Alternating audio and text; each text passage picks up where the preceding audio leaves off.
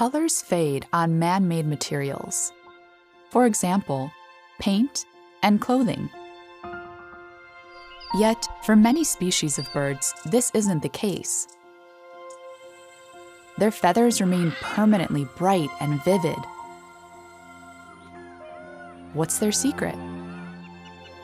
Researchers, examining the feathers of the Eurasian jay, discovered their colors are generated primarily by small changes in feather structure, as opposed to pigment. Surface variations scatter the reflected light, which produces the hues we see. And since this structure doesn't change with age, the colors never fade.